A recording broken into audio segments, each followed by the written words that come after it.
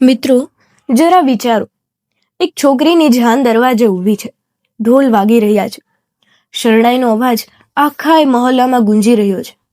શેરીમાં લોકોની ભીડ છે અને ઘોડી પર બેઠેલો વરરાજો હાથ જોડીને હસી રહ્યો છે. બધું એટલું સુંદર અને એટલું શુભ હતું કે અંદાજો પણ નહોતો કે આગામી 5 મિનિટમાં આ ઘરની છત પર એવું તોફાન આવવાનું છે જેનો પડઘો વર્ષો સુધી સંભળાશે. વરમાળાનો સમય થાય છે. વરરાજો સ્ટેજ પર ઊભો છે. હાથમાં ફૂલોની માળા છે અને સૌની નજર દરવાજા પર ટકેલી છે કે દુલ્હન ક્યારે આવશે. 5 મિનિટ વીતે છે, 10 મિનિટ, 15 મિનિટ, પણ દુલ્હન આવતી નથી. વરપક્ષના લોકો ધીમે અવાજે ગણગણાટ કરવા લાગે છે. કોઈ કહે છે, ભાઈ તૈયાર થવામાં વાર લાગતી હશે. કોઈ કહે છે, અરે ના, કંઈક બીજી જ વાત છે. અને ત્યારે જ અંદરથી એક એવો અવાજ આવે છે જે આખા એ ઘરના ધબકારા થંભાવી દે છે. દુલ્હન કહે છે કે હું આ છોકરા સાથે લગ્ન નહીં કરું. મને આ છોકરો પસંદ નથી. એનો રંગ જોયો છે તમે? મિત્રો, તે એક વાક્યએ તે ઘરની ઇજ્જત, તે પિતાનું માથું અને તે વરરાજાનું દિલ ત્રણેયને એક સાથે જમીન પર પટકી દીધા. જે વરરાજાને તેણે મળ્યા વગર માત્ર એક તસવીર જોઈને પોતાનું સપનું બનાવી લીધું હતું, આજે તે જ વરરાજાને પોતાની બહેનપણીઓ સામે તે કાળો કહીને ઠુકરાવી રહી હતી. પરંતુ સાચી વાર્તા તો અહીંથી શરૂ થાય છે.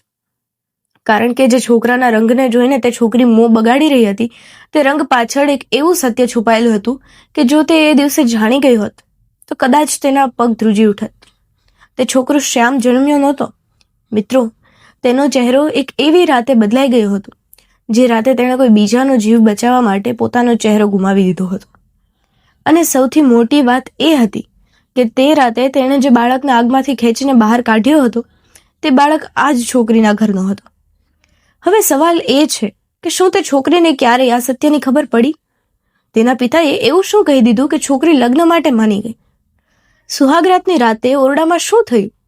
અને તે કઈ બળેલી તસવીર હતી જેણે 6 મહિના પછી આ આખી વાર્તાને ઉલટપુલટ કરી દીધી? આખું સત્ય જાણવા માટે આ વાર્તા અંત સુધી જરૂર સાંભળજો, કારણ કે છેલ્લી 10 મિનિટમાં જે વળાંક આવવાનો છે તે તમારી આંખો ભીની કરી દેશે. તો ચાલો મિત્રો, વાર્તા શરૂ કરીએ. આ વાર્તા છે મધ્યપ્રદેશના એક નાના કસ્બા રામગઢની. રામગઢ એવો કસ્બો હતો જ્યાં ન તો બહુ ગરીબી હતી, ન તો બહુ અમીરી. બસ એક સામાન્ય જિંદગી હતી. સવારે 4 વાગે મંદિરની ઘંટડી વાગતી, 6 વાગે દૂધવાળાની સાયકલની ઘંટડી અને 7 વાગે બાળકોના શાળાએ જવાનો ઘોંઘાટ. આ જ કસ્બામાં રહેતા હતા રમાકાંતજી. વ્યવસાયે એક સ્કૂલ માસ્ટર. પગાર બહુ નહોતો, પણ ઇજ્જત બહુ જ હતી. આખા મહોલ્લામાં લોકો તેમને માસ્ટર સાહેબ કહીને બોલાવતા. તેમના ઘરમાં 4 સભ્યો હતા. તેઓ પોતે, તેમની પત્ની સુશીલા, દીકરી નંદની અને સૌથી નાનો દીકરો ચિંટુ. નંદની ખૂબ સુંદર હતી. એટલી સુંદર કે જ્યારે તે શેરીમાંથી પસાર થતી ત્યારે સ્ત્રીઓ કહેતી કે માસ્ટર સાહેબની દીકરી તો જાણે કોઈ ફિલ્મમાંથી નીકળીને આવી હોય. અને આ જ વખાણે ધીમે ધીમે નંદનીના મગજમાં એક એવો નશો ભરી દીધો જેની તેને ખુદને જ ખબર ન પડી. નાનપણથી તેણે એ જ સાંભળ્યું હતું કે તું તો રાણી છે, તારો તો રાજકુમાર જેવો પતિ આવશે, તારા માટે તો કોઈક હીરો જ શોધવો પડશે. અને જ્યારે કોઈ છોકરી નાનપણથી જ આ સાંભળતી રહે તો તેના મનમાં એક ચિત્ર બની જાય છે. નંદનીના મનમાં પણ એક ચિત્ર બની ચૂક્યું હતું. ઊંચો, ગોરો, હેન્ડસમ પતિ, સફેદ શર્ટ, તડકાના ચશ્મા અને મોટરસાયકલ. તેની 4-5 બહેનપણીઓ હતી. તેમાં સૌથી ખાસ સપના હતી. સપના દેખાવમાં સામાન્ય હતી, પરંતુ વાતો બહુ મોટી મોટી કરતી.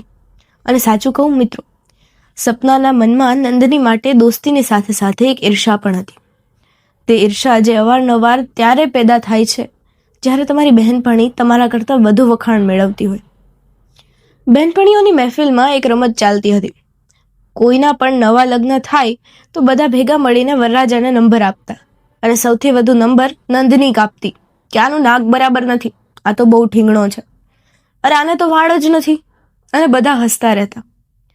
બસ એક જ વરરાજો હતો જેને નંદનીએ પાસ કર્યો હતો, નિર્મલાનો પતિ. નિર્મલા તેમની સૌથી શાંત બહેનપણી હતી અને તેના લગ્ન શહેરના એક એવા છોકરા સાથે થયા હતા જે ખરેખર ખૂબ સુંદર હતો. ગોરો ચિટ્ટો, ઊંચો અને વ્યવસ્થિત ઓળેલા વાળ. લગ્નમાં જ્યારે નંદનીએ તેને જોયો હતો ત્યારે તેણે જોરથી કહ્યું હતું કે બસ આવો જ જોઈએ છે મને, આનાથી ઓછામાં તો હું માનીશ જ નહીં. તે દિવસે બધા હસ્યા હતા, પરંતુ મિત્રો, ક્યારેક ક્યારેક આપણે મજાકમાં જે શરતો મૂકી દઈએ છીએ, જિંદગી એ જ શરતોની પરીક્ષા લઈ લે છે. હવે ચાલો તમને તે છોકરા સાથે મળાવીએ જેને આ આખી વાર્તા છે. રામગઢથી લગભગ 30 કિલોમીટર દૂર એક એવો કસ્બો હતો, બેલગામ. ત્યાંના બજારના છેલ્લા છેડે દવાની એક દુકાન હતી, શર્મા મેડિકલ સ્ટોર. દુકાન બહુ મોટી નહોતી, પરંતુ આખા એ વિસ્તારમાં જાણીતી હતી. તેનું કારણ હતું તે દુકાન પર બેસતો છોકરો આદિત્ય. આદિત્ય 25-26 વર્ષનો હતો. ઊંચો, મજબૂત ખંભા, ઊંડી આંખો અને ચહેરા પર એક અજીબ શાંતિ હતી. પરંતુ તેનો રંગ ઘેરો શ્યામ હતો. એટલો ઘેરો કે લોકો પહેલી નજરે જ તેનો કાળો કહી દેતા. અને તેના જમણા ગાલ પર કાન પાસે એક આછો નિશાન હતો, જાણે કોઈ જૂની ઈજાનો ડાઘ હોય જે સમય જતા ત્વચામાં ભળી ગયો હોય. નાનપણમાં આદિત્ય આવો નહોતો. તેની માતા આજે પણ કબાટમાં એક જૂની તસવીર સાચવીને રાખતી હતી, જેમાં 7-8 વર્ષનું એક ગોરું ચિટ્ટું બાળક નવો શર્ટ પહેરીને કેમેરા સામે હસી રહ્યું હતું. તે બાળક આદિત્ય જ હતો. પછી એક રાત આવી જ્યારે આદિત્ય 16 વર્ષનો હતો. કસ્બામાં રામલીલાનો મેળો ભરાયો હતો. મેળાના પાછળના ભાગમાં તંબુ અને ઝૂંપડીઓ હતા, જ્યાં બહારથી આવેલા કારીગરો અને મજૂર પરિવારો રોકાયેલા હતા. રાતના લગભગ 11 વાગે એક સ્ટવ ફાટવાથી એક તંબુમાં આગ લાગી ગઈ. પવન તેજ હતો. જોતામાં આગે 3 તંબુઓને પોતાની ઝપેટમાં લઈ લીધા. લોકો બૂમો પાડી રહ્યા હતા, દોડી રહ્યા હતા, પાણી શોધી રહ્યા હતા, પરંતુ અંદર જવાની હિંમત કોઈનામાં નહોતી. અને ત્યારે જ એક સ્ત્રી જમીન પર પડીને ચીસ પાડી કે મારું બાળક અંદર છે, કોઈ તો બચાવો. મિત્રો, તે ભીડમાં સેંકડો લોકો હતા, પણ આગળ વધ્યો માત્ર એક 16 વર્ષનો છોકરો. આદિત્યએ નજીકના ઘડાનું આખું પાણી પોતાના પર રેડ્યું, પોતાનો શર્ટ ઉતારીને ચહેરા પર વીંટાળ્યો અને આગમાં ઘૂસી ગયો. અંદર ધુમાડો એટલો બધો હતો કે શ્વાસ લેવો અશક્ય હતો. આંખો બળી રહી હતી. તેણે ફંફોસતા એક ખૂણામાં એક નાના બાળકને જોયું, 5-6 વર્ષનો, બેભાન જમીન પર પડેલો. તેણે તેને ઉપાડ્યો, પોતાની છાતી સરસો ચાપ્યો અને બહાર તરફ દોડ્યો. ત્યારે જ ઉપરથી એક સળગતા તંબુનું એક કપડું તેના માથા અને ચહેરા પર પડ્યું. તે લથડાયો, પડ્યો, પણ બાળકને છાતીએથી છોડ્યો નહીં. જમીન પર ઢસડાતો તે બહાર નીકળ્યો અને ભીડ વચ્ચે ઢળી પડ્યો. બાળક જીવિત હતું. અને આદિત્યનો અડધો ચહેરો, ગરદન અને છાતી ખરાબ રીતે દાઝી ચૂક્યા હતા. 3 મહિના હોસ્પિટલ, કેટલાય ઓપરેશન, અસહ્ય દર્દ, અને જ્યારે પાટા ખુલ્યા ત્યારે અરીસામાં જે ચહેરો હતો તે તેનો જૂનો ચહેરો નહોતો.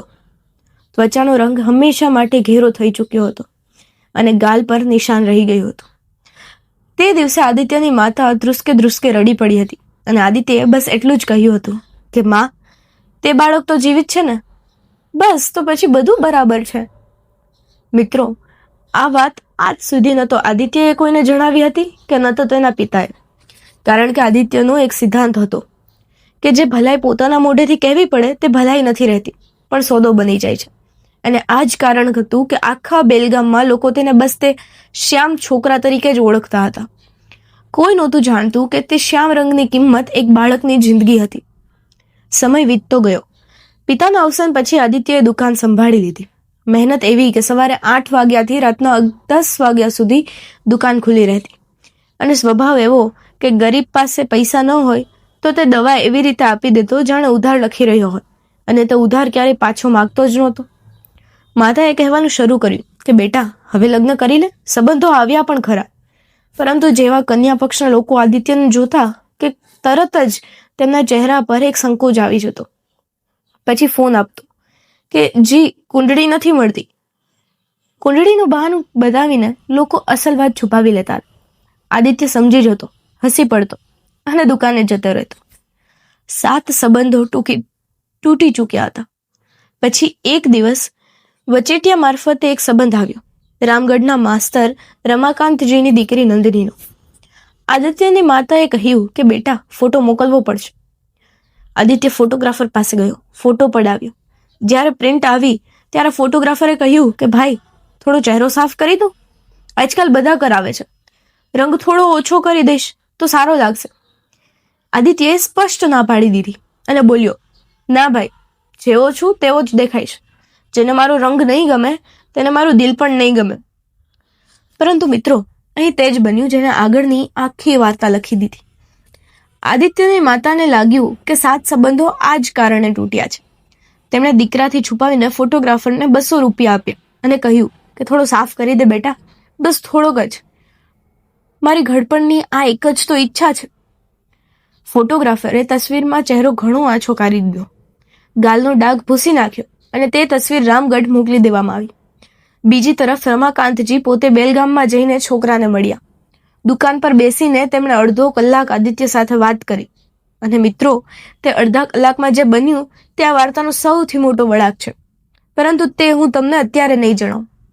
બસ એટલું જાણી લો કે જ્યારે રમાકાંતજીની દુકાનમાંથી બહાર નીકળ્યા ત્યારે તેમની આંખો ભીની હતી અને તેમણે આકાશ તરફ જોઈને કહ્યું હતું કે હે ભગવાન, તે આજે મારું ઋણ ચૂકવવાનો માર્ગ આપી દીધો. ઘરે પાછા ફરીને તેમને પત્નીને બસ એટલું જ કહ્યું કે છોકરો સોના જેવો છે, હું આ જ સંબંધ કરીશ. તસવીર નંદનીને બતાવવામાં આવી. નંદનીએ તસવીર જોઈ. સાફ સુથરો ચહેરો, ઊંડી આંખો, મજબૂત ખભા. તેણે એક જ નજરમાં હા પાડી દીધી અને તે રાતે તે તસવીર પોતાની પાસે રાખીને સૂઈ ગઈ. કલ્પનાઓમાં તેણે આખી જિંદગી સજાવી લીધી.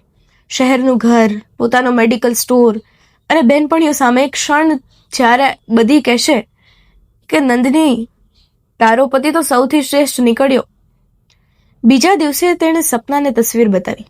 સપનાએ તસવીર હાથમાં લીધી, ઘણી વાર સુધી જોઈ અને હસીને બોલી, સારો છે. પરંતુ તેના અંદર કંઈક બળી રહ્યું હતું. અને મિત્રો, અહીં એક વાત યાદ રાખજો, તે દિવસ પછી સપનાના હાથમાં એક એવી વસ્તુ આવી જેને તેણે 6 મહિના સુધી છુપાવી રાખી. લગ્નનો દિવસ આવ્યો. આદિત્ય સવારથી શાંત હતો. માતાએ માથે સાફો બાંધ્યો ત્યારે તેણે બસ એટલું જ પૂછ્યું કે માં, તે ફોટાવાળી વાતમાં કંઈ કર્યું તો નહોતું ને? માતાએ નજર ચોરી લીધી અને બોલી, અરે ના બેટા, તું પણ કેવી વાતો કરે છે. જાન નીકળી. ઢોલ નગારા, નાચતા મિત્રો અને ઘોડી પર બેઠેલો તે છોકરો જે અંદરથી ડરેલો હતો. એ ડરથી નહીં કે છોકરી કેવી હશે, પરંતુ એ ડરથી કે છોકરી તેને જોઈને શું વિચારશે. જાન રામગઢ પહોંચી. શેરીના વળાંક પર જાન રોકાઈ અને ત્યાં જ છત પર નંદનીની બહેનપણીઓએ વરરાજાને જોવા માટે ઊભી હતી. સપનાએ સૌથી પહેલા જોયું અને પછી મોટેથી હસી, અરે નંદની, નીચે આવીને જો તો ખરી, તારો રાજકુમાર આવ્યો છે. નંદની દોડીને છત પર આવી. જાડી પાછળથી તેણે જોયું અને મિત્રો, તેની દુનિયા ત્યાં જ થંભી ગઈ. ઘોડી પર બેઠેલો તે છોકરો જેની તસવીર તે 6 મહિનાથી ઓશિકા નીચે રાખીને સૂતી હતી, તે આ તસવીરવાળો છોકરો નહોતો. રંગ ઘેરો શ્યામ હતો અને ગાલ પર એક ડાઘ હતો. સપનાએ કાન પાસે ગણગણાટ કરતા કહ્યું, અરે આ તો કાળો ડિમાંગ છે. અને તું કહેતી હતી કે તારો પતિ સૌથી હેન્ડસમ હશે. હવે કાલે કોઈ પૂછશે તો શું કહીશ? હાય રામ, હું તો તારી જગ્યાએ હોત તો ઝેર ખાઈ લેત. બાકીની બહેનપણીઓ હસી પડી અને તે હાસ્ય નંદનીની છાતીમાં તીરની જેમ ખૂપી ગયું. મિત્રો, ધ્યાન આપજો, નંદનીને તે છોકરાથી કોઈ તકલીફ નહોતી. તેને તકલીફ એ વાતની હતી કે લોકો શું કહેશે. તેનો દુશ્મન તેનો પતિ નહોતો, તેનો દુશ્મન તેનો પોતાનો અહંકાર હતો. તે છત પરથી નીચે ઉતરી, ઓરડામાં ગઈ, દરવાજો બંધ કર્યો અને અરીસા સામે ઊભી રહીને ઘણી વાર સુધી પોતાની જોતી રહી. પછી તેણે ઘરેણાં ઉતારીને ટેબલ પર પટકી દીધા. નીચે શરણાઈ વાગી રહી હતી. સ્ટેજ સજી ચૂક્યું હતું. વરરાજો વરમાળા લઈને ઊભો હતો અને દુલ્હને ઓરડાનો દરવાજો અંદરથી બંધ કરી લીધો હતો. પહેલા ભાભી આવ્યા. નંદની, ચાલ બેટા, મોડું થઈ રહ્યું છે. કોઈ જ જવાબ ન મળ્યો. પછી ભાઈ આવ્યો. દીદી, દરવાજો ખોલ, બધા ઊભા છે. અંદરથી અવાજ આવ્યો, હું નહીં આવું. ભાઈએ હસીને કહ્યું, મજાક ના કર દીદી. હું મજાક નથી કરી રહી. નંદનીનો અવાજ ધ્રુજી રહ્યો હતો, પણ તેમાં જીદ હતી. મારે આ લગ્ન નથી કરવા. તમે લોકોએ મારી સાથે છેતરપિંડી કરી છે. તસવીરમાં કોઈ બીજું હતું અને નીચે કોઈ બીજું ઊભું છે. ભાઈનો ચહેરો ફિક્કો પડી ગયો. 5 મિનિટમાં આ વાત આખા ઘરમાં ફેલાઈ ગઈ. માતા દોડી આવી, મામા આવ્યા અને સૌથી છેલ્લે રમાકાંતજી આવ્યા. નંદનીએ દરવાજો ખોલ્યો. ઓરડામાં માતા, મામા અને પિતા ઊભા હતા. માતાએ પૂછ્યું, બેટા શું થયું છે? નંદની ધ્રુસકે ધ્રુસકે રડી પડી કે માં, તમે જોયો છે ને કેટલો કાળો છે, અને તસવીરમાં તો સાવ અલગ હતો. આ છેતરપિંડી છે માં. હું આખી જિંદગી લોકોના મેણા કેવી રીતે સાંભળીશ? મારી બેનપણીઓ અત્યારથી જસી રહી છે. હું મરી જઈશ પણ એની સાથે નહીં જાઉં. મામા આગળ આવ્યા અને બોલ્યા, બેટી, છોકરો સોના જેવો છે. પોતાની દુકાન છે, પોતાનું ઘર છે, કોઈ વ્યસન નથી, કોઈ અવગુણ નથી. મામા, મારે દુકાન નથી જોઈતી, મારે ઇજ્જત જોઈએ છે. નંદનીની ચીસ ઉઠી અને ત્યારે જ રમાકાંતજીએ પહેલી વાર મોં ખોલ્યું. ઇજ્જત? તેમનો અવાજ ખૂબ ધીમો હતો. બેટા, તને ખબર છે ઇજ્જત કોને કહેવાય? નંદની ચૂપ થઈ ગઈ. મેં તે છોકરા સાથે અડધો કલાક વાત કરી છે નંદની, અને હું તને કહું છું કે જો આજે તારા લગ્ન એની સાથે થઈ ગયા તો તું આખી જિંદગી મને આશીર્વાદ આપીશ. પપ્પા, તમે કેમ નથી સમજી રહ્યા? રમાકાંતજીએ હાથ ઊંચો કરીને તેને રોકી. તેમની આંખો લાલ હતી. હું બધું સમજી રહ્યો છું અને એટલા માટે જ કહી રહ્યો છું. મેં આજ સુધી તારી પાસે કશું નથી માગ્યું. પહેલી અને છેલ્લી વાર માગી રહ્યો છું. આ લગ્ન થશે નહીં થાય? અને ત્યારે તે પિતાએ તે વાત કહી જે નંદની આખી જિંદગી ન ભૂલી શકી. રમાકાંતજી દિવાલનો ટેકો લઈને બેસી ગયા અને બોલ્યા, બેટી, નીચે 300 લોકો ઊભા છે, જાન દરવાજે છે, અને જો આજે આ દુલ્હન વગર પાછી જશે ને તો કાલે સવારે મારી લાશ આ ઘરમાં મળશે. હું જીવતે જીવ આ અપમાન સહન નહીં કરી શકું. ઓરડામાં સોપો પડી ગયો અને નંદનીએ પહેલી વાર પોતાના પિતાને આ રીતે તૂટી પડતા જોયા. તે માણસ જે ક્યારેય ઊંચા અવાજે નહોતો બોલ્યો, આજે હાથ જોડીને બેઠો હતો. 10 મિનિટ સુધી કોઈ કંઈ ન બોલ્યું. પછી નંદનીએ આંસુ લૂછ્યા અને ધીમેથી કહ્યું, ઠીક છે, હું વરમાળા પહેરાવીશ. માતાએ રાહતનો શ્વાસ લીધો, પરંતુ નંદનીએ માથું ઊંચકીને પિતાની આંખોમાં જોયું અને કહ્યું કે હું લગ્ન કરી લઈશ પપ્પા, તમારી ઇજ્જત માટે. પણ યાદ રાખજો, હું એની પત્ની ક્યારેય નહીં બનું, ક્યારેય નહીં. રમાકાંતજીએ બસ એટલું જ કહ્યું કે જેવી તારી મરજી બેટા, પણ એક દિવસ એવો આવશે જ્યારે તું પોતે તેના પગ પકડીને માફી માંગીશ. નંદની નીચે ઉતરી. સ્ટેજ પર આદિત્ય ઊભો હતો. અડધા કલાકથી ઊભો હતો અને આ અડધા કલાકમાં તેણે તે બધું સાંભળી લીધું હતું જે લોકો દબાયેલી જીભે કહી રહ્યા હતા કે છોકરી ના પાડી રહી છે રંગના કારણે. અરે રે બિચારો, 1-2 છોકરીઓ તો પાછળ ઉભા રહીને હસતા હસતા કહી પણ દીધું કે કોણ કરશે આ કાળા સાથે લગ્ન. આદિત્યએ સાંભળ્યું અને ચૂપચાપ ઊભો રહ્યો.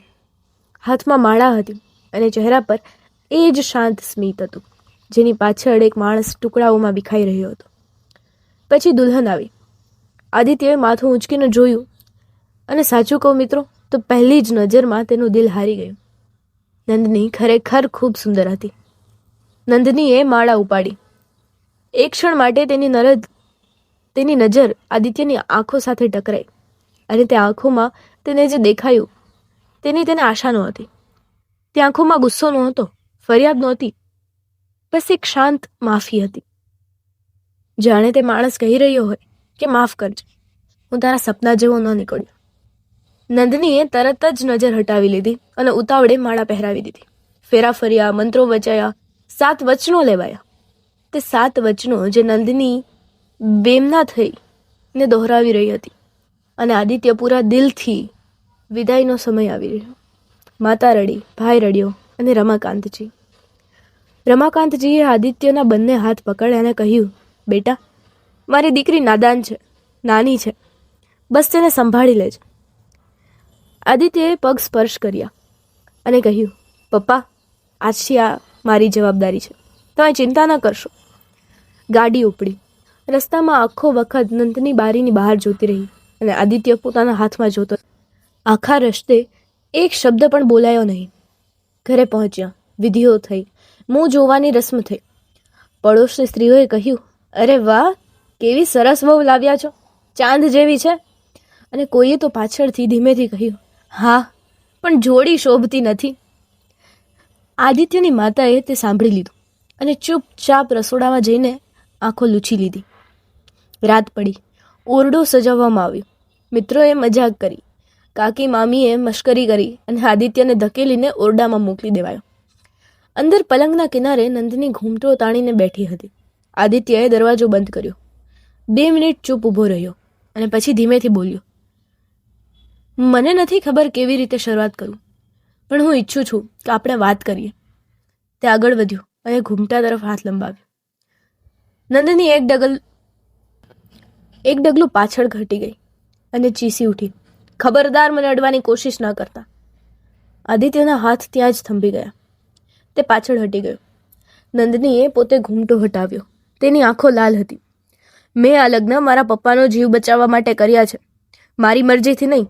હું તમને પસંદ નથી કરતી અને કદાચ ક્યારેય કરીશ પણ નહીં. આદિત્ય ખુરશી પર બેસી ગયો. ખૂબ શાંતિથી બોલ્યો કે કોઈ બીજાને પ્રેમ કરે છે? ના.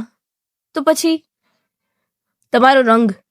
નંદિનીએ સીધું તેની આંખોમાં જોઈને કહ્યું, તસવીરમાં તમે ગોરા હતા. અહીં આવીને જોયું તો મારી બહેનપણીઓએ મારા પર હસી રહી હતી. આખી જિંદગી હું આ મેળા નહીં સાંભળી શકું. મિત્રો, તે એક વાક્ય જાણે કોઈએ આદિત્યની છાતીમાં ગરમ સળિયો ભોંકી દીધો હોય ને એવું લાગ્યું. તે જે 16 વર્ષની ઉંમરથી દરરોજ આ સાંભળતો આવ્યો હતો, આજે પોતાની પત્નીના મોઢે સાંભળી રહ્યો હતો. પહેલી રાતે જ તેણે એક ઊંડો શ્વાસ લીધો. ખૂબ ધીમેથી બોલ્યો કે તે તસવીર મેં નહોતી બદલાવી નંદિની, મેં તો ના પાડી હતી. મારી માતાએ 7 સંબંધો તૂટી ચૂક્યા હતા. તેમને ડર હતો કે 8મો પણ તૂટી જશે. તેમણે મારાથી છુપાવીને કરાવ્યું. ગમે તે હોય, છેતરપિંડી તો છેતરપિંડી જ છે. હા, આદિત્યએ માથું ઝુકાવી દીધું. તું સાચી છે, છેતરપિંડી તો થઈ જ છે અને તેની સજા પણ મને મળવી જ જોઈએ. પછી તેણે માથું ઊંચક્યું. ઠીક છે, તો હવે તું જણાવ, તું શું ઈચ્છે છે? નંદિનીએ કહ્યું, હું ઈચ્છું છું કે તમે મારાથી દૂર રહો, મને અડવાની કોશિશ ના કરતા. આપણે એક ઘરમાં રહીશું, એક ઓરડામાં પણ રહીશું, કારણ કે લોકોને શંકા ના થવી જોઈએ, પરંતુ આપણે પતિ પત્ની નહીં. આદિત્ય થોડી ક્ષણો ચૂપ રહ્યો અને પછી બોલ્યો, ઠીક છે, મંજૂર. નંદિની હેરાન થઈ ગઈ. તેને આશા હતી કે તે ઝઘડશે, બૂમો પાડશે, હક જતાવશે, પરંતુ તે માત્ર મંજૂર કહીને બેસી રહ્યો. પણ મારી પણ એક શરત છે, આદિત્યએ કહ્યું. શું? આ વાત આ ઓરડાની બહાર નહીં જાય, ન મારી માતાને કે ન તારા પિયરમાં કોઈ વૃદ્ધને.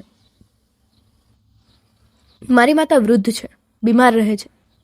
જો તમને ખબર પડશે કે તેમના કારણે, તે તસવીરના કારણે તેમના દીકરાની જિંદગી આવી થઈ ગઈ, તો તેઓ જીવતે જીવ મરી જશે. અને તારા પપ્પા, તેમણે જે કહ્યું હતું તે પોતે સાંભળ્યું છે.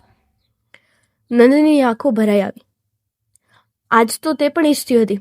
તેણે માથું હલાવી દીધું. એક વાત વધુ, આદિત્યએ કહ્યું, હું તને ક્યારેય મજબૂર નહીં કરું, પરંતુ મારી જવાબદારીમાંથી પણ તને પાછળ નહીં હટું. તું આ ઘરની વહુ છે અને આ ઘરમાં તને કોઈ કમી નહીં રહે. આ મારું વચન છે. તે રાતે મિત્રો, તે ઓરડામાં 2 લોકો સૂતા, એક પલંગ પર અને એક જમીન પર પાથરેલા ગાદલા પર, અને તે બંને વચ્ચે એક અદૃશ્ય દિવાલ ઊભી હતી. બીજી સવારથી એક અજીબ જિંદગી શરૂ થઈ. બહારથી બધું સામાન્ય હતું. આદિત્ય સવારે ઉઠતો, માતાને પગે લાગતો, દુકાને જતો, નંદની ઘરનું કામ કરતી, સાસુ સાથે વાતો કરતી. પાડોશીઓ જોતા અને કહેતા, કેવી સરસ જોડી છે ભાઈ. પરંતુ આ ઓરડાની અંદર સન્નાટો હતો. તેમ છતાં મિત્રો, આદિત્યએ પોતાનું વચન નિભાવવાનું શરૂ કર્યું. બોલ્યા વગર પહેલા જ અઠવાડિયે તેણે ધ્યાન આપ્યું કે નંદની સવારની ચામાં એલચી નાખે છે. બીજા દિવસે દુકાનેથી પાછા ફરતી વખતે તે એલચીનું આખું પેકેટ લઈ આવ્યો અને ચૂપચાપ રસોડામાં મૂકી દીધું. એક દિવસ નંદનીએ સાસુ સાથે વાત કરતી વખતે કહ્યું કે તેને વાંચવાનો શોખ છે, પણ લગ્નના કારણે ભણતર છૂટી ગયું. 3 દિવસ પછી ટેબલ પર 5 પુસ્તકો મૂકેલા હતા. કોણે મૂક્યા? કંઈ જ ન કહેવાયું. શિયાળો આવ્યો. નંદનીને ઠંડી બહુ લાગતી હતી. એક રાતે તેણે જોયું કે તેની ઉપર 2 ધાબળા છે અને જમીન પર સૂતેલા માણસ પાસે માત્ર એક ચાદર છે. નંદનીને અજીબ લાગ્યું. તેણે કહ્યું, તમને ઠંડી નથી લાગતી? આદિત્યએ આંખો બંધ રાખીને જ કહ્યું કે આદત છે, દુકાનની છત પર 12 વર્ષ સૂતો રહ્યો છું. બસ આટલું જ. કોઈ ઉપકાર ન જતાવ્યો. પછી એક દિવસ એવું બન્યું જેણે નંદનીના દિલનો એક ખૂણો હંમેશા માટે બદલી નાખ્યો. નંદનીને ખૂબ તાવ ચડી ગયો, 104 ડિગ્રી. સાસુ ગભરાઈ ગયા અને દુકાને ફોન કર્યો. આદિત્ય બજાર વચ્ચે દુકાન ખુલ્લી છોડીને દોડી આવ્યો. ડૉક્ટર આવ્યા, ઇન્જેક્શન આપ્યું અને કહ્યું કે આખી રાત ધ્યાન રાખવું પડશે, જો તાવ હજુ વધશે તો મુશ્કેલી થઈ શકે છે. દર અડધા કલાકે ઠંડા પાણીના પોતા મૂકો. તે રાતે મિત્રો તે માણસ ઊંઘ્યો જ નહીં. રાતના 11 વાગ્યાથી સવારના 4 વાગ્યા સુધી દર અડધા કલાકે તેણે પાણી બદલ્યું, કપડું પલાળ્યું અને કપાળ પર મૂક્યું. વચ્ચે વચ્ચે તેણે નંદનીનો હાથ પકડીને નાડી તપાસી અને પછી છોડી દીધો. એક વાર પણ તેણે તે તકનો લાભ ન ઉઠાવ્યો. એક વાર પણ નહીં. સવારે 4 વાગે તાવ ઉતરી ગયો. નંદનીની આંખ ખુલી અને તેણે જે જોયું તેથી તેની આંખો ભરાઈ આવી. આદિત્ય જમીન પર બેઠો હતો. માથું તેના ખાટલાના કિનારે ટેકવેલું હતું. પાણીનો વાટકો પાસે પડેલો હતો અને તે એવી રીતે સૂતો હતો જાણે કોઈ પહેરેદાર ડ્યુટી પર ઊંઘી રહ્યો હોય. નંદનીએ ધીમેથી તેને હલાવ્યો. ઉઠો, તમે જમીન પર કેમ સૂઈ રહ્યા છો? જઈને પલંગ પર સૂઈ જાઓ.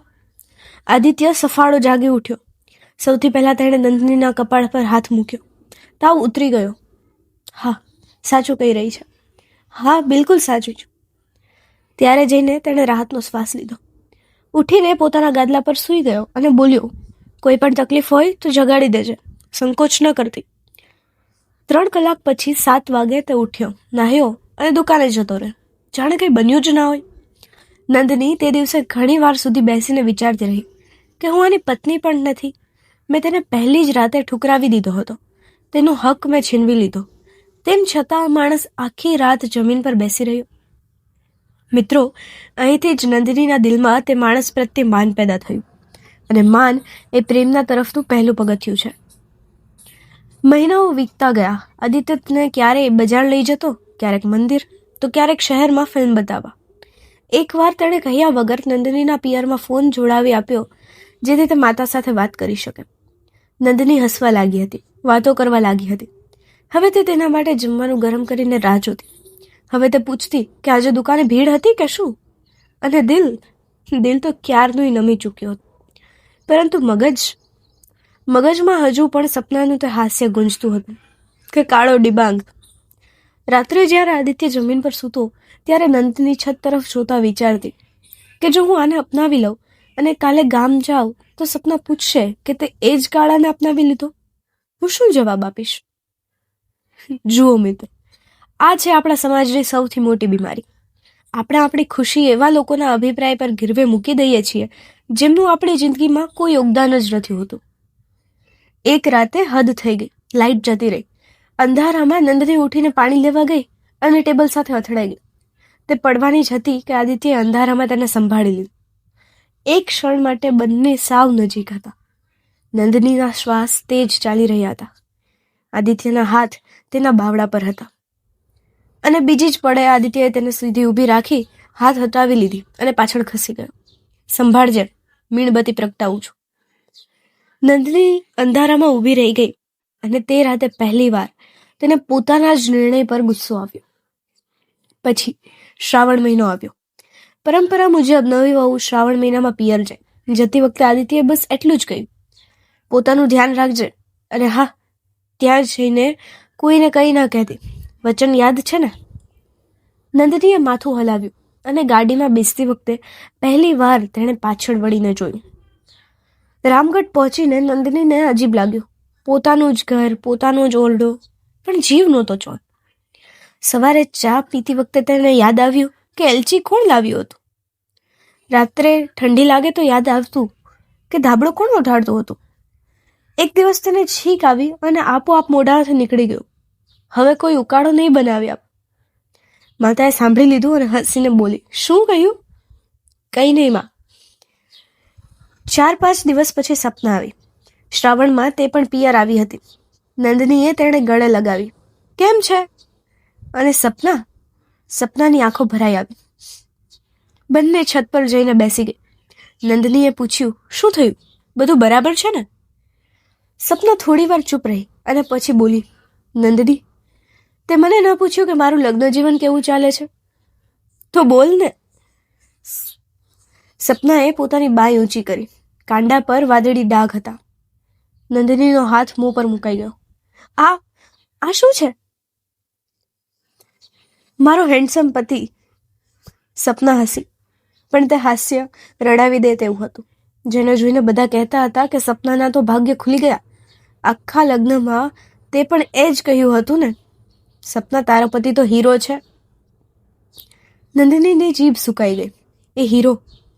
સપના બોલતી રહી. મહિનામાં 20 દિવસ નશામાં રહે છે, કમાતો કંઈ નથી, મારા પિયરમાંથી પૈસા મગાવે છે, અને જ્યારે હું ના પાડું છું ત્યારે આવા ડાઘ આપે છે. મારી સાસુ તમાશો જુએ છે, અને હું કોઈને જણાવી પણ નથી શકતી, કારણ કે એ લોકો કહેશે આટલો સુંદર પતિ છે, તારામાં જ કંઈક ખોટ હશે. છત પર સોપો પડી ગયો. પછી સપનાએ આંખો લૂછી ને પૂછ્યું, તું કે, તારો પતિ કેવો છે? અને મિત્રો, આ તે ક્ષણ હતી જ્યારે નંદિનીની અંદરની બધી જ દિવાલો એક સાથે કળરભૂષ થઈને પડી. તેની આંખોમાંથી આંસુ વહેવા લાગ્યા અને તે બોલતી ગઈ, સપના, તે માણસ, મેં તેને લગ્નની પહેલી રાતે જ કહી દીધું હતું કે હું તેની પત્ની નહીં બનું. મેં તેને તારો રંગ કહીને ઠુકરાવી દીધો હતો, અને ત્યારથી આજ સુધી 6 મહિનાથી તે જમીન પર સૂવે છે, કોઈ પણ ફરિયાદ વગર. અને તેમ છતાં મારું દરેક નાનું મોટું ધ્યાન રાખે છે. અને જ્યારે મને તાપ આવ્યો હતો તે આખી રાત જમીન પર બેસીને મારા કમાડ પર પોતા મૂકતો હતો, અને સવારે કંઈ પણ કહ્યા વગર દુકાને જતો રહ્યો. સપનાએ તેનો હાથ પકડી લીધો. તેનો ચહેરો ફિક્કો પડી ગયો હતો. નંદની, તેનો અવાજ ધ્રુજી રહ્યો હતો, તારા તો ભાગ્ય ખુલી ગયા, અને મારા તો ફૂટી ગયા. ભગવાનના સોગંદ, જો મને તારા જેવો પતિ મળ્યો હોત ને તો હું તેના પગ ધોઈને પાણી પીત. પછી તે અટકી અને ખૂબ ધીમેથી બોલી, અને નંદની, એક વાત છે જે મારે તને જણાવવાની છે. 6 મહિનાથી છાતીમાં દબાવીને બેઠી છું. સાંભળીને તું મને ધિક્કારવા લાગીશ. નંદનીએ તેની તરફ જોયું. શું? સપનાએ પોતાના પર્સમાંથી એક વાળેલો કાગળ કાઢ્યો. જે દિવસે તારા સંબંધની તસવીર આવી હતી તેના બીજે દિવસે વચેટિયા કાકા એક પરબેડિયું વધુ લાવ્યા હતા તારા માટે. હું તે વખતે તારા જ ઘરે હતી. તું નાહવા ગઈ હતી. મેં તે પરબેડિયું લઈ લીધું અને તને ક્યારેય આપ્યું જ નહીં. નંદનીના હાથ ધ્રુજવા લાગ્યા. કેમ? સપના રડી પડી. કારણ કે હું તારી ઈર્ષા કરતી હતી નંદની. નાનપણથી દરેક વ્યક્તિ તારા વખાણ કરતા હતા. હું ઈચ્છતી હતી કે એકવાર, બસ એકવાર તારી સાથે પણ કંઈક ખોટું થાય. તેણે કાગળ નંદિનીના હાથમાં મૂકી દીધો. પણ આજે હું આ બોજ નથી ઉપાડી શકતી. આ વાંચી લે, અને થઈ શકે તો માફ કરી દેજે.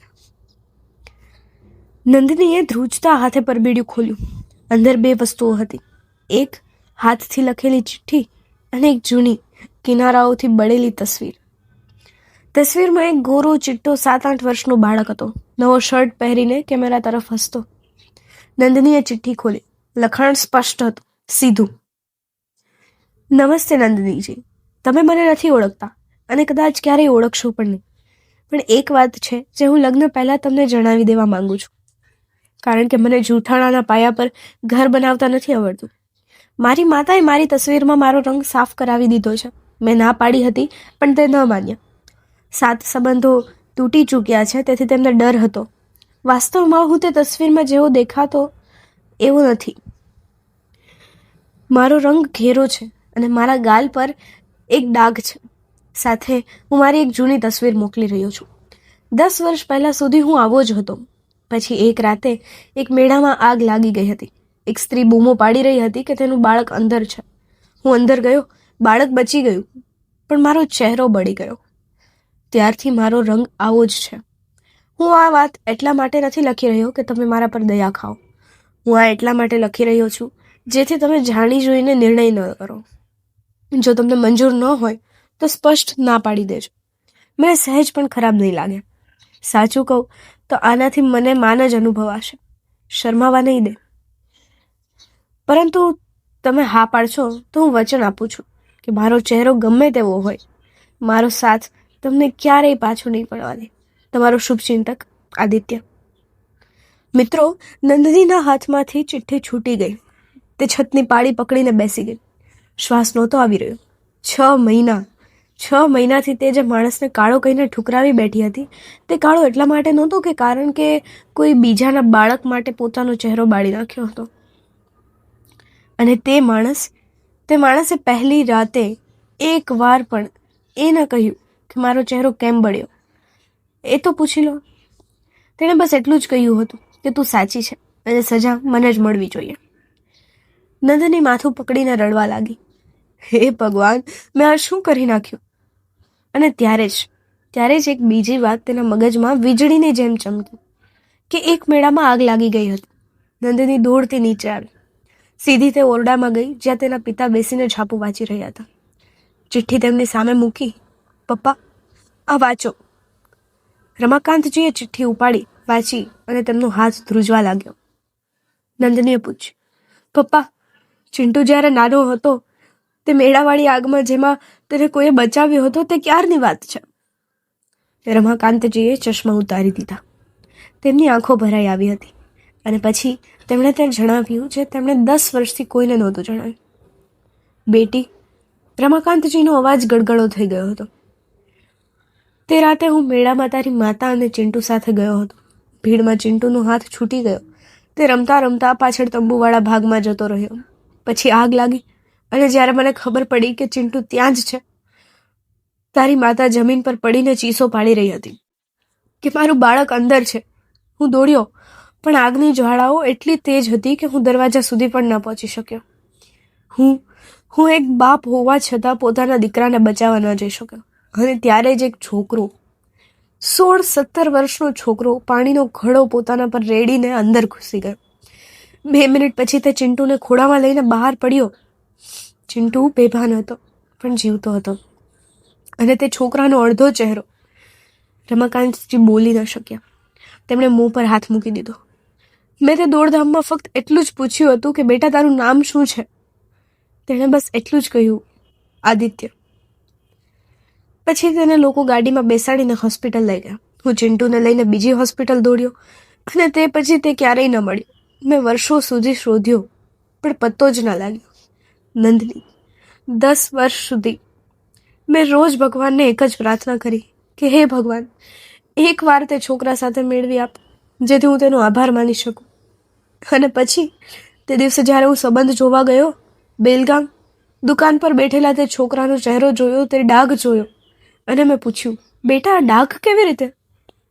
તેણે હસીને કહ્યું, નાનપણમાં બળી ગયો હતો અંકલ, જૂની વાત છે. મેં પૂછ્યું, રામલીલા મેળાવાળી આગમાં? તે ચોંકી ગયો અને બોલ્યો, તમને કેવી રીતે ખબર? બેટી, તે દિવસે હું તેની દુકાનનું ટેબલ પકડીને રડી પડ્યો હતો. મેં તેના હાથ ચૂમી લીધા હતા. નંદિનીની આંખોમાંથી આંસુની ધાર વહી રહી હતી. પણ પપ્પા, તમે મને જણાવ્યું કેમ નહીં? રમાકાંતજીએ આંખો લૂછી. કારણ કે બેટી, જો હું તને જણાવી દેત તો તું તેની સાથે લગ્ન ઉપકાર સમજીને કરત, દયા ખાઈને કરત. અને તે છોકરો, તેણે ખુદ મારી સામે હાથ જોડીને કહ્યું હતું કે અંકલ, પ્લીઝ આ વાત નંદિનીને ન જણાવશો. હું ઈચ્છું છું કે જો તે મને અપનાવે તો મારા માટે અપનાવે, મારા કોઈ જૂના કામના બદલામાં નહીં. ઉપકારથી બનેલો સંસાર આખી જિંદગી બોજ જેવો લાગે છે. બેટી, તે દિવસે મને ખબર પડી ગઈ હતી કે આ છોકરો ફક્ત બહાદુર જ નહીં પણ ખૂબ ઊંચો માણસ છે. અને જ્યારે તે વરમાળાના દિવસે ના પાડી દીધી, હું ઈચ્છતો તો બધાની સામે ઊભા રહીને જણાવી દેત. પણ મેં તેને વચન આપ્યું હતું, તેથી મેં મારા જીવનના સોગંદ ખાધા પણ તેનું રહસ્ય ન ખોલ્યું. નંદિની પોતાના પિતાના પગમાં પડી ગઈ. પપ્પા, મને માફ કરી દો. મેં તે દેવતા જેવા માણસને રમાકાંતજીએ તેને ઊભી કરીને ગળે લગાવી દીધી. બેટી, ભૂલ તારી નહોતી. ભૂલ તે વિચારસરણીની હતી જે આપણે નાનપણથી દીકરીઓના મનમાં ભરી દઈએ છીએ. પતિ સુંદર હોવો જોઈએ. આપણે ક્યારેય નથી શીખવતા કે પતિ સારો હોવો જોઈએ. તે જ રાતે 10 વાગે આદિત્ય દુકાન બંધ કરીને ઘરે પાછો ફર્યો જ હતો કે ફોનની ઘંટડી વાગી. સ્ક્રીન પર નામ હતું નંદની. તેણે ચોંકીને ફોન ઉપાડ્યો.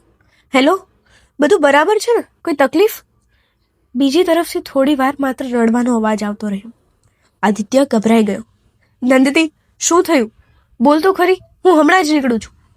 હા, નંદિનીએ રડતા રડતા કહ્યું. નીકળો, અત્યારે જ નીકળો, મને લેવા આવી જાઓ. આદિત્ય હેરાન રહી ગયો. પણ હજુ તો શ્રાવણ પૂરો થવામાં 10 દિવસ બાકી છે. રિવાજ છે. તારી માતાને ખોટું લાગશે. મારે કોઈ રિવાજ નથી જોઈતો. નંદિનીનો અવાજ ધ્રુજી રહ્યો હતો. મારે તમારા વગર નથી રહેવું. એક દિવસ પણ નહીં. ફોન પર સન્નાટો છવાઈ ગયો. પછી આદિત્યએ ખૂબ ધીમેથી પૂછ્યું, નંદની, તને કંઈ ખબર પડી ગઈ છે શું? નંદની ધ્રુસકે ધ્રુસકે રડી પડી. હા, મને બધી ખબર પડી ગઈ છે. તમારી ચિઠ્ઠી, તે બળેલી તસવીર અને તે બાળક જેને તમે આગમાંથી બહાર કાઢ્યો હતો. આદિત્યની આંખો બંધ થઈ ગઈ. તેણે દિવાલનો ટેકો લઈ લીધો. તે બાળક મારો ભાઈ હતો, મારો ચિંટુ. આદિત્ય કંઈ બોલી ન શક્યો. તમે જાણતા હતા ને? નંદનીએ કહ્યું. તમે પહેલા દિવસથી જાણતા હતા અને તેમ છતાં તે રાતે મેં તમને કાળો કહીને ઠુકરાવી દીધા. તમે એક વાર પણ ન કહ્યું કે તારા ભાઈનો જીવ મારા કારણે બચ્યો છે. એક વાર પણ નહીં. આદિત્યએ ખૂબ શાંતિથી કહ્યું, નંદની, જો હું તે વાત કહીને તને નમાવી લેત તો મને પત્ની નહીં પણ એક કરજદાર મળત. મારે તારો ઉપકાર નહોતો જોઈતો, મારે તારું દિલ જોઈતું હતું. અને દિલ દબાણથી નથી મળતું. નંદની ત્યાં જ જમીન પર બેસી ગઈ. તમે આવી જાઓ, બસ આવી જાઓ. મારે ઘણું બધું કહેવું છે. હું સવારે 5 વાગે નીકળીશ, આદિત્યએ કહ્યું. 8 વાગ્યા સુધીમાં પહોંચી જઈશ. ના, નંદની બોલી, અત્યારે જ નીકળો. અને મિત્રો, તે માણસ તે રાતે 11 વાગે મોટરસાયકલ લઈને નીકળી પડ્યો.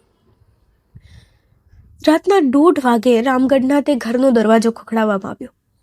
નંદની દોડીને દરવાજો ખોલવા આવી. બહાર આદિત્ય ઊભો હતો. ધૂળથી ભરેલો ચહેરો, થાકેલી આંખો, વિખરાયેલા વાળ. અને નંદનીએ કંઈ જ ન વિચાર્યું. તે દોડીને તેને વળગી પડી અને જોર જોરથી રડવા લાગી. માફ કરી દો, માફ કરી દો મને. હું બહુ જ ખરાબ છું. મેં તમને આટલું દુઃખ આપ્યું. આદિત્યના હાથ થોડી ક્ષણો હવામાં હટકી ગયા. પછી તેણે ખૂબ ધીમેથી તેના માથા પર હાથ મૂક્યો. બસ, તેણે કહ્યું, બસ રડવાનું નહીં. રમાકાંતજી દરવાજો ઊભા હતા. તેમણે આગળ વધીને આદિત્યના બંને હાથ પકડી લીધા અને તેમને પોતાના કપાળે લગાવી દીધા. બેટા, આદિત્યએ ગભરાઈને હાથ પાછા ખેંચ્યા. અરે પપ્પા, આ શું કરી રહ્યા છો તમે? મને કરવા દો બેટા. રમાકાંતજીનો અવાજ તૂટી પડ્યો હતો. 10 વર્ષથી હું આ કરવા માંગતો હતો. તે મારા દીકરાને બીજો જન્મ આપ્યો અને તેના બદલામાં તે મારી પાસે કંઈ જ ન માગ્યું. ઉલટાનું મારી દીકરીના મેણા સહન કરી લીધા. ત્યારે જ અંદરથી ચિંટુ આંખો ચોળતો બહાર આવ્યો. 16 વર્ષનો પાતળો છોકરો. નંદનીએ તેનો હાથ પકડ્યો અને આદિત્ય સામે ઊભો રાખી દીધો. ચિંટુ, એમના પગે લાગ. આ એ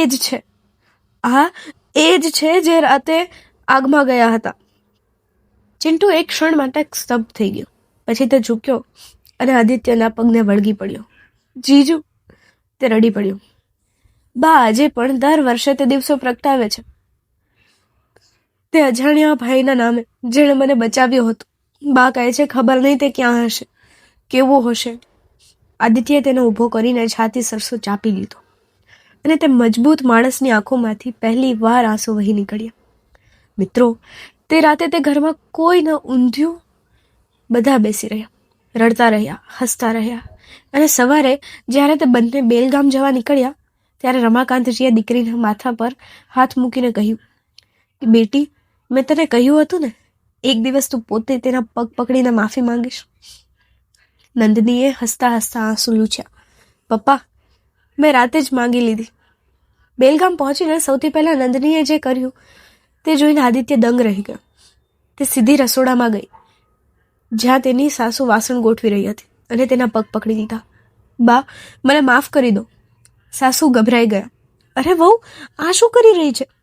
બા, નંદની રડતા રડતા બોલી, તમે તસવીરમાં જે રંગ સાફ કરાવ્યો હતો તેના માટે મેં તમારા દીકરાને 6 મહિના સજા આપી, જ્યારે તમે તે એક માતાના ડરથી કર્યું હતું. હું તમારી ગુનેગાર છું. વૃદ્ધ માતાએ તેને ઊભી કરીને ગળે લગાવી લીધી. બેટી, તે ભૂલ મારી હતી અને તેની સજા મારા દીકરાએ ભોગવી. પછી તેમણે આદિત્ય તરફ જોયું અને કહ્યું, બેટા, તે સાચું કહ્યું હતું તે દિવસે.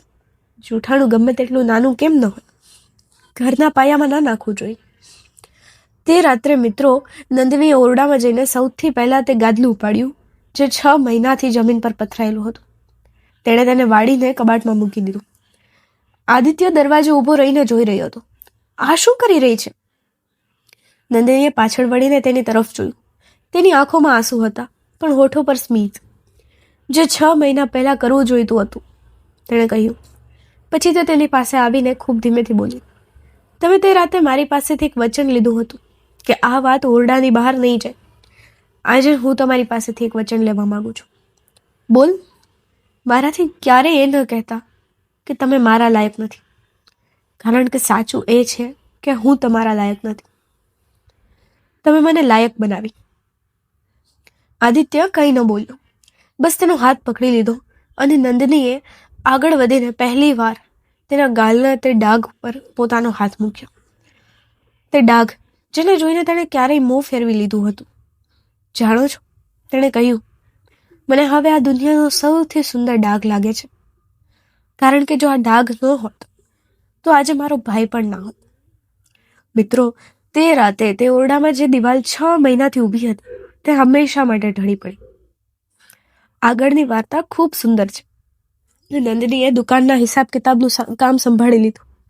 તેણે આદિત્ય સામે જીદ કરીને પોતાનો અભ્યાસ ફરી શરૂ કર્યો અને આદિત્યએ તેનું ફોર્મ જાતે ભર્યું. 1 વર્ષ પછી તેમણે દુકાનની પાછળ એક નાનો ઓરડો બનાવડાવ્યો, જ્યાં અઠવાડિયામાં એક દિવસ વિસ્તારના ગરીબ દર્દીઓને વિનામૂલ્ય દવા આપવામાં આવતી હતી. તે ઓરડાની બહાર બોર્ડ પર લખેલું હતું, કંઈ ચહેરો નહીં, માણસ જોવામાં આવે છે. અને સપનાની જિંદગી પણ બદલાઈ ગઈ. નંદની અને આદિત્ય બંને તેના પિયરે ગયા, તેના ઘરવાળાઓ સાથે વાત કરી અને સપનાને તે ઘરમાંથી બહાર કઢાવી, જ્યાં તેને મારવામાં આવતી હતી. આજે સપના એક સિલાઈ કેન્દ્ર ચલાવે છે અને પોતાના પગ પર ઊભી છે.